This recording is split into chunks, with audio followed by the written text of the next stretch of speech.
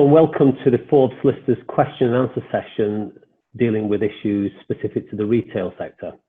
I'm Chris Booth and I head the insurance team based principally out of our Manchester office. Also with me are two of my colleagues who work exclusively in this area of law. First, I've got my colleague Nigel McCloy, who's one of our senior associates based at our Leeds insurance office. Nigel deals principally with civil claims within the retail sector. And I'm also joined by my fellow partner, Helen Marsh, who works out of one of our commercial offices near to Preston. Helen specialises in commercial property and many of her clients are retailers. So the purpose of the video is to answer some questions that we're frequently asked by our retail clients and to expand on some of the more topical issues that our clients raise of us. So what I'll be doing is drawing from questions that have been sent in to us by our clients, and we'll ask Nigel and Helen to give their thoughts and guidance on those issues based on not only their experience, but also the experience of our wider teams. So Nigel, if I could turn to you first. One of the issues that have been raised of us by a number of our clients is what should retailers be doing specifically to make sure that their customers are safe? Thank you, Chris. Well, in relation to customers, retailers, many of the larger ones will already be aware that their duty that they owe to the customers is that which falls under the Occupiers Liability Act. There is, of course, also the common law of negligence, but those in reality are the same thing. What that requires on paper is for retailers to take reasonable steps to ensure that customers are reasonably safe.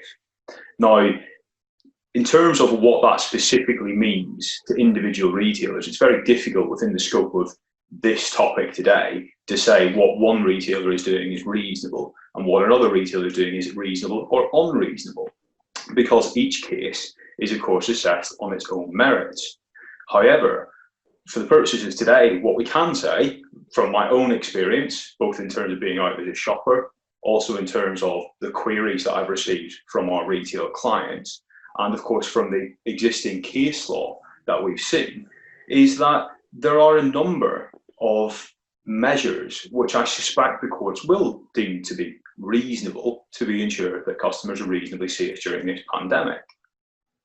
These include reducing the number of people that come in and out of stores. Now that is right from a corner shop to a large national retailer. The footfall that's going in and out through those doors has significantly dropped and is now controlled. When you actually enter the store, many stores, again, not all, but many have implemented a one-way system. There's markings on the floor to make sure that social distancing can be complied with. So that sets out for customers a nice, easy system where you can see where you are 2 meters away from one or another customer. In addition, I think it's become good practice in many large retailers to actually provide hand sanitizer and antibacterial agents. For those that do have trolleys, they also have cleaning stations to ensure that trolleys are wiped down before a customer uses them, and then that ensures that contact or potential contact with COVID is reduced. We've also now become, I think many of us that have been to stores, very aware and very familiar with screens at checkouts. So that means that there is a specific barrier between the customer and the checkout operative. Now that's, I think, again, a very, very good measure at making sure that customers are reasonably safe. And of course, the last one that we've all seen, and banks have helped out on this to assist our retail clients, is increased use of contactless payments. So the limit of contactless payments, of course, has gone up from £30 to £45 because of this pandemic.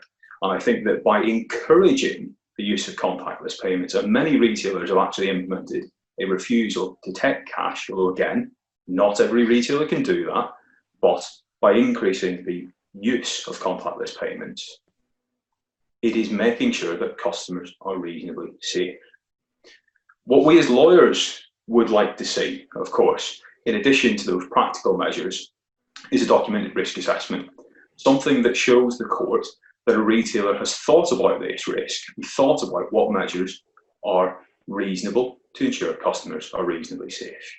That's what we'd like to see today. And of course, going forward, there may be a number of additional measures that we have to implement. We've already seen it from the transport sector. Transport sector, public transport is now mandatory to wear face masks. That may well, if government guidance changes, become something that retailers may want to introduce. Because again, government guidance, and it is only guidance, so therefore it is not binding, but it's often indicative of what is reasonable to ensure that customers are reasonably safe. So that's something to watch out for on the horizon for our retail clients. And of course, again, if you're a national retailer who's watching this, the one thing that you've got to watch out for, we've seen in the news very recently this week about Leicester potentially going into localised lockdown. That may mean for our national retailers that what is reasonable to ensure customers are reasonably safe is different in one part of the country than the other. But again, that's something we'll just have to watch this space and see, as I say, what the localised lockdowns look like. Hopefully that answers the question, Chris. Thanks, Nigel. It does, but I suppose a corollary to that, which a number of our clients have asked, is how does that guidance differ, therefore, for retailers making their employees safe rather than customers?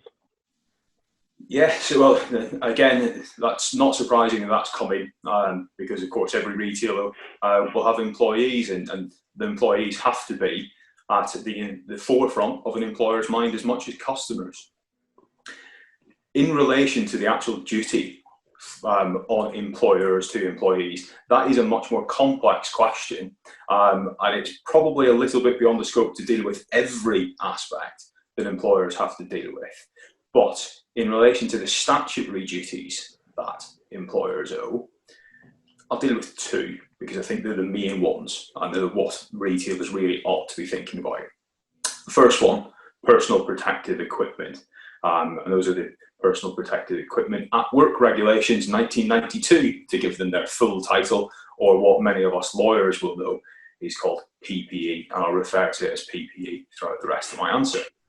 That's one of the regulations, and the other one, as I say, is control of substances hazardous to health regulations, and those are also what's known as COSH regulations. Those are the two main ones that employers need to be considering when dealing with employees. They are pretty complex and they're not easy to understand. I mean, you just have to look at the titles to understand that they're not very straightforward. But in the context of today, what I would say is, under COSH, you have to make sure that the exposure to any substance which is hazardous to health, and COVID is likely to fall upon within that, is prevented, or where it's not possible to prevent, that you must, insofar as is reasonably practicable, control it adequately. So what does that mean? Well, that basically means stop it if you can, but stopping exposure to COVID, I don't think is possible. Otherwise, of course, the government would have done that already. So the test is likely to be whether or not we've adequately controlled it. Now, that is similar in relation to PPE, because the burden in relation to PPE is that the employer is under a duty to provide suitable PPE and to assess the suitability of that PPE. So we've got the two burdens: provide suitable PPE and assess the suitability of it, and then under COSH, adequately control it.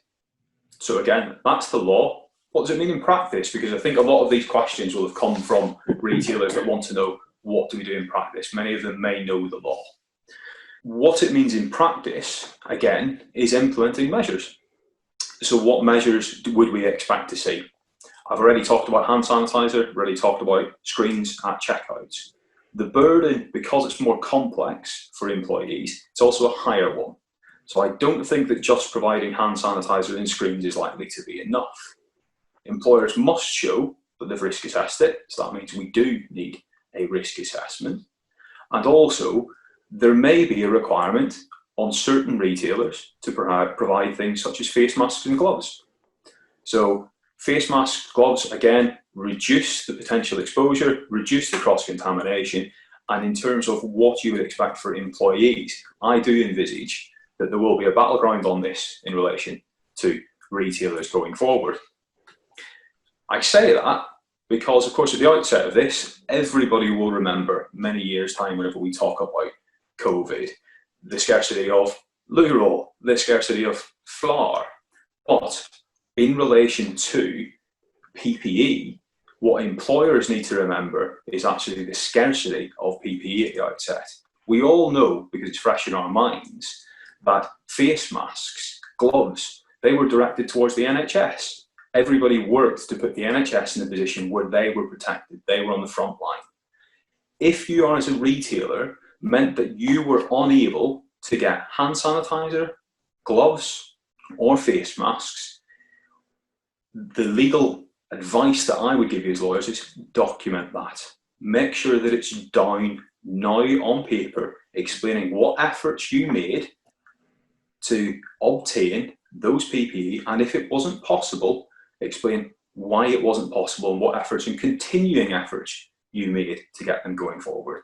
Because again, looking at this question through lawyers' eyes, it's a very straightforward question. Is it the same for employees? Well, it's not the same for employees because the burden's higher. That means we do expect to see more information. You will need more information, more detail to defend the claims. So as I say, that's my recommendation. The two burdens, I've discussed those, and as I say, the documents we'd like to see. Good, thanks, Nigel. I suppose we all remember the grave difficulties some employers had getting hold of PPE. It was a real thorny issue, particularly at the outset of this pandemic. And a lot of employers, a lot of retailers are inevitably concerned that if a claim is presented because they were incapable of giving their employees PPE, does that inevitably mean that a claim on that basis will succeed? That's a good question, a really good question. In relation to the duty, I'll go back to it on PPE. Employers must provide suitable PPE, and they must assess the suitability of the PPE going on. So that means if you've got a single-use face mask and you're expecting employers to use it for 10 times, that suitability they're likely to fail. If, as your question points to, employers haven't been able to get hold of PPE, that in itself may well lead to a finding that they have breached the PPE regulations. That doesn't, however, mean that claimants are going to win and succeed if they bring claims for the breach of PPE regulations. What a claimant has to prove is, to succeed in a claim, is not only breach of duty, but they must prove what's called causation. Now, in relation to causation, that means that the claimant must show that the lack of the PPE actually caused them to suffer harm. So if you have employees going around their business without any PPE, but they suffer no harm, don't contract COVID, that means they will not have a claim. They will not succeed because they've not shown that they suffered real harm. Now, causation is something that us lawyers, we really enjoy. It's a really interesting battleground. And in relation to COVID, my own personal opinion is that I actually think that causation, generally speaking, in terms of employee claims, customer claims, various claims, is likely to be a real battleground because COVID's everywhere. It's an airborne disease. Nobody really knows if they've had it. And yes, whilst the government track and trace system may assist us in working out where we may have contracted COVID from, at the moment, nobody can say for certain, or many people cannot say for certain, where the source of COVID came from. Coming back to the question, will they win? Claimants will only win, Chris, if they can satisfy a court that they suffered real harm as a result of an employer's breach of duty or as a result of a retailer's breach of duty. Now, the closest analogy that I've got is folks ran a test case on what was called an aspergillosis claim 2-3 years ago. Now, this was very similar to COVID, albeit it wasn't national, of course. And we successfully defended that on the grounds of causation because aspergillosis is a spore. There's a spore which is in the air anywhere. And the claimant with the provision of suitable expert evidence, failed to persuade the court that the respiratory disease that they contracted through exposure to aspergillosis was caused by working, and it was in that case for a particular retailer. So as I say, it's something we've got experience of. Claimants won't just win, got to prove causation, and that's a real difficult hurdle, especially I envisage in relation to COVID. Okay, thanks, Nigel. And finally for you, a bit of horizon scanning. Inevitably, our clients are quite concerned about what the future holds. But what do you see as the future for retailers in terms of claims going forward?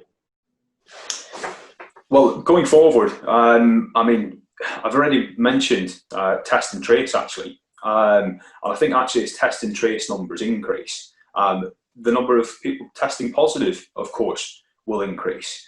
That means in relation to the causation aspect that we've just discussed, I think a lot more employees may be able to satisfy the court to say, well, I've got COVID.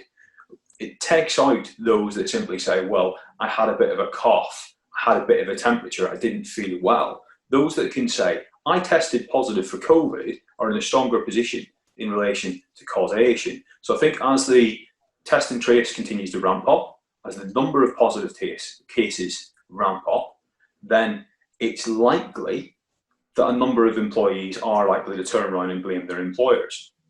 So, and that's particularly in relation to those who go on to experience more severe symptoms, of which, of course, we are all aware. So what we expect to see at Forbes is we expect to see a bit of a spike in those claims because, as I say, people who test positive may well contact solicitors. Those solicitors may try and link that positive test back to a place of work or back to a particular shop, if that's someone that's there. So that's in relation to COVID. I think we'll see a lot of those, but also thinking outside the box and outside just pure COVID. What we have seen is people shop in a different way now. People don't just nip to their local shops to go and pick up milk, bread. A lot of people have turned to online shopping.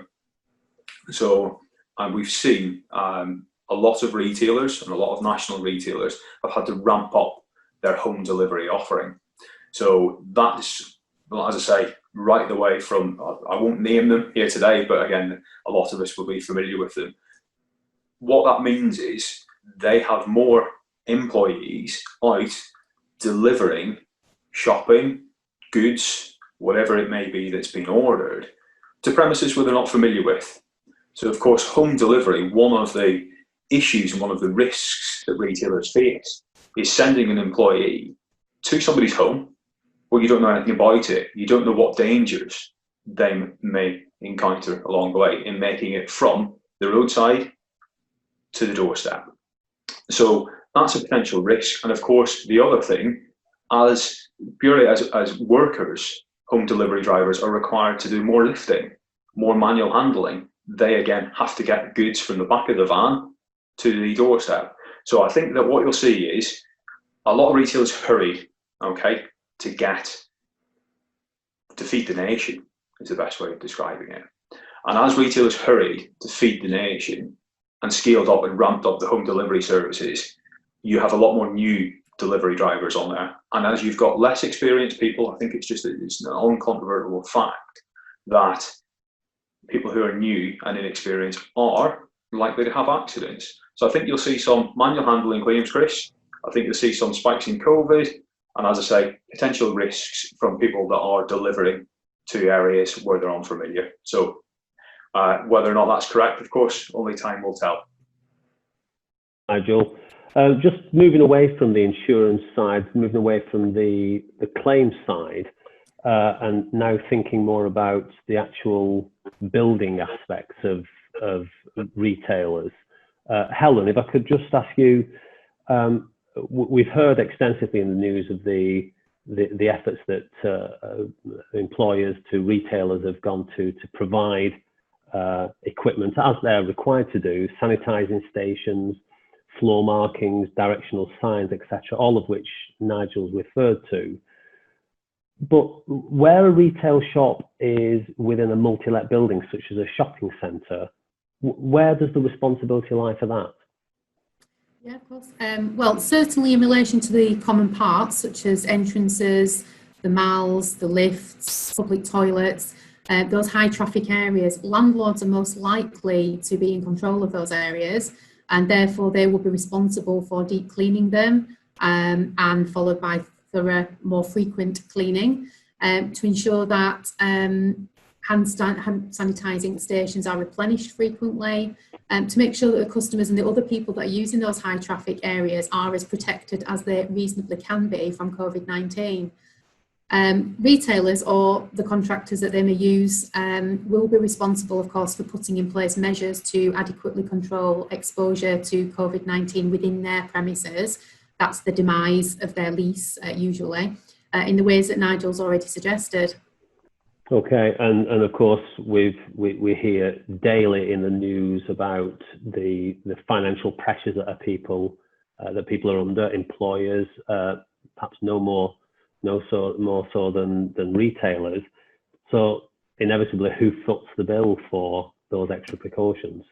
Yeah, of course, it's a popular question at the moment for us, but the retailers would, of course, be responsible for the costs of providing those kind of precautions within their own shop premises.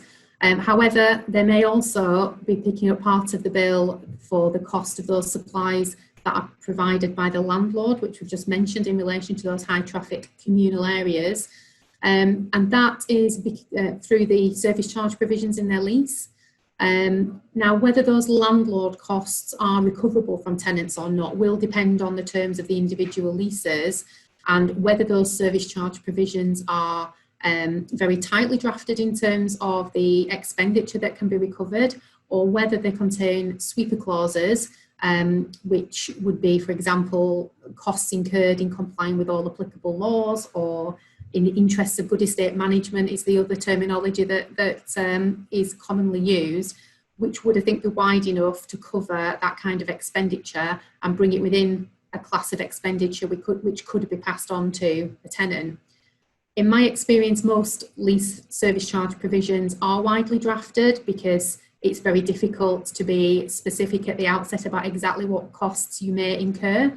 But even if that is the case, I would say to exercise caution and carefully consider, for example, any service charge caps or any inclusive rents, which might limit the amount that could be collected or be recoverable from tenants or certain classes of tenants within a centre. Okay, thanks, Helen. Well, that concludes the question and answer session on this topic. We hope that you found the session useful, and I would like to take the opportunity of thanking both Nigel and Helen for their thoughts and guidance on these issues. The issues that we've raised today are just, of course, a small number of the issues that we frequently get asked about. So hopefully this has given you food for thought and has helped in understanding some of the issues that you may face. It goes without saying that if you need any more information on any of the topics we've talked about today, or indeed any other issues concerning the retail sector, please don't hesitate to contact Nigel, Helen, or me. Our contact details will shortly appear on the screen. Thanks for watching, and do take care.